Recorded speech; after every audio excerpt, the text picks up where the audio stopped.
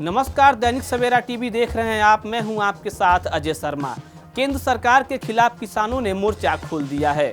वहीं प्रशासन ने किसानों को रोकने के लिए कई तरह के पुख्ता इंतजाम किए, लेकिन इसके बावजूद भी कुछ किसान दिल्ली पहुंच गए और कुछ दिल्ली पहुंचने के लिए जद्दोजहद कर रहे हैं। इसी बीच किसानों और प्रशासन के बीच जमकर मुठभेड़ हुई। इस रिपोर्ट के जरिए हम आपको पूरे घटनाक्रम के बारे में बताते हैं।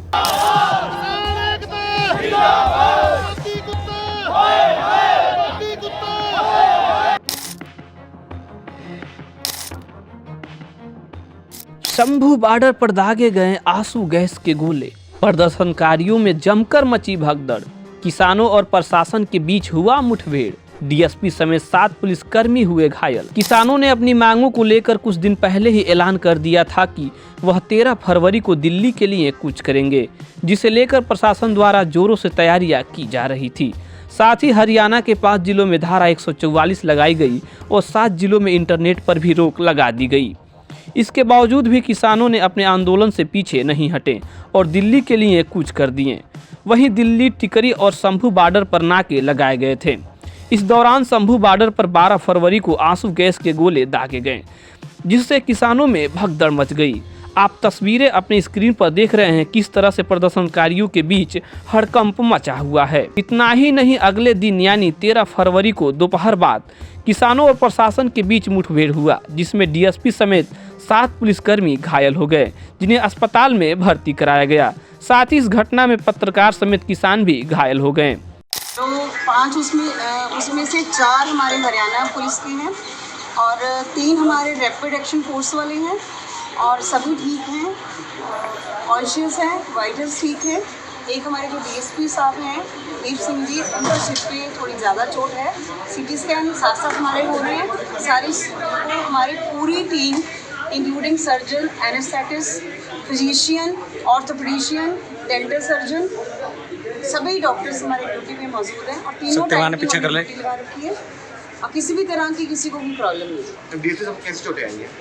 उनको पत्थर लगा। अच्छा, और बाकी इसके अलावा कोई और सीरियस हो? नहीं।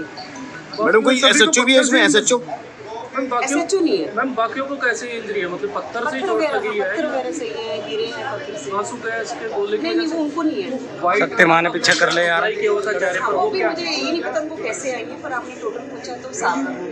अब जिस तरीके की वहाँ पे घटना हो रही है, कैसी तैयारियां हैं सिविल हॉस्पिटल? हमारी तैयारी पूरी तैयार है। सुबह से हम तैयारी कर रहे थे। हमें मालूम था ये कुछ जैसे घटने वाला है, तो मेरी टीम में under the supervision of civil surgeon हम पूरी तैयार हैं। हमारी पूरी तैयारी है। वहीं कड़ी मशक्कत करते हुए आखिर में कुछ किसान दिल्ली तक पहुंच गए और सरकार ने उन्हें रोकने के लिए कोई भी कसर नहीं छोड़ी। सवाल यह उठता है कि आखिर में किन मांगों को लेकर किसान जोखिम भरा आंदोलन कर रहे हैं और सरकार उनके मांगों पर अंकुश लगाकर रखी है। इस रिपोर्ट के जरिए आपको किसानों के मांगों के बारे में बताते हैं। न्यूनतम समर्थन मूल्य पर कानून बनाने की मांग, केंद्र सरकार के वादों को पूरा करने की मांग, किसानों पर दर्ज मुकदमे वापस करने की मांग, लखीमपुर खीरी हिंसा के पीड़ितों की न्याय के लिए मांग। बता दें कि किसान न्यूनतम समर्थन मूल्य यानी एमएसपी की मांग कर रहे हैं, जिससे उन्हें अपने फसलों को बेचने में पूरा लाभ मिल सके। साथ ही दिल्ली मोर्चे के दौरान किसानों को भरोसा दिलाया गया था कि उनकी मांगों को तुरंत पूरा किया जाएगा, लेकिन ऐसा नहीं हुआ। साथ ही इस बार के आंदोलन में केंद्र सरकार से किसानों की मांग है कि पिछले आंदोलन में जिन किसानों की मौत हुई थी उनके परिवार को मुआवजा और एक सदस्य को सरकारी नौकरी दी जाए।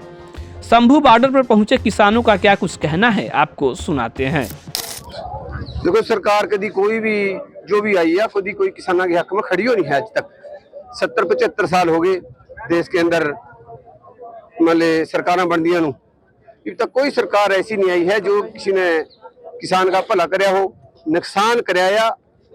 क्योंकि कभी हड़ है गए, हड़ा का कभी मुआवजा नहीं दिया है। अग लग जा कणक के अंदर, कभी अग का ओले पड़ गए। बताओ, थारे सामने यहाँ जटवाड़ एरिया पर सारे का सारा और पंजाब के अंदर और परले पासा कैंट कनी चले जाओ, बहुत ओला पड़ा। पर सरकार ने एक बयान नहीं किसी ने एमएलए ने दिया, एक बयान ने किसी ने मतलब थारे जिला परिषद के मेंबर ने दिया है, किसी मंत्री ने बयान नहीं दिया भी मेरे एरिया में ओले पड़ गई जी और इनका मुआवजा बनाया, इन्हों देना चाहिए। क्योंकि अगर वह फसल तैयार हो जाती तो आज सरकार बजिंदी और सरकार के पास ते हम अपने पैसे लेने वाले के हकदार थे, तो क्यों ना सरकार किसानों को खुद मतलब उनकी जो नुकसान आया उन्हें देने वास्ता देने तो है थे सरकार ने, पर जब हमारी फसल मंडी में जद भी दी ना, तो क्यों ना एकड़ के हिसाब से सरकार जितने कणक खराब हुई है, किसी की सरों खराब हुई है, क्यों नहीं दी सरकार। तो सरकार का रवैया बहुत गंदा है और आने वाले टाइम के अंदर हम सब यही बेनती करांगे कि इन सरकारों जब भी ने थारे गाँव में आवा इन सवाल करे जा कि भाई हम 2014 और 2019 के अंदर आप वादा करके गए थे और वह वादे थाने पूरे नहीं करे हैं, और 2020 और 21 के अंदर मैंने आंदोलन कराया तब भी आपने कोई उसकी सुध बुध नहीं ली है, इसी करके दोबारा आंदोलन करना पड़ा या भी सरकार वादे करके मुकर गई और हम लोग अपने जो भी मतलब मंगाया वो मंगा मनवानी है।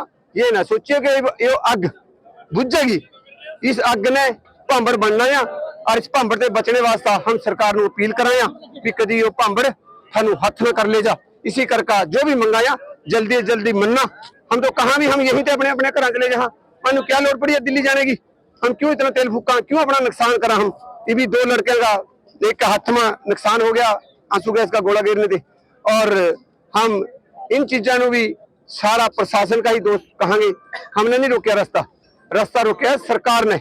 सरकार पर अगर हम कहीं रास्ता रोक दें हमारे पर 307 लावा सरकार और देशद्रोही के मुकदमे हमारे पर दायर कराया, क्यों नहीं प्रशासन के ऊपर मुकदमा दायर कर दी, क्यों नहीं सरकार सेंटर सरकार स्टेट सरकार के पास के ऊपर क्यों नहीं मुकदमा दायर कर दी है। इसी करके आप हाथ जोड़ कर बेनती कराया जो भी मंगाया नुकसान थारा भी होने से बच जाएगा, नुकसान हमारा भी होने से बच जाएगा।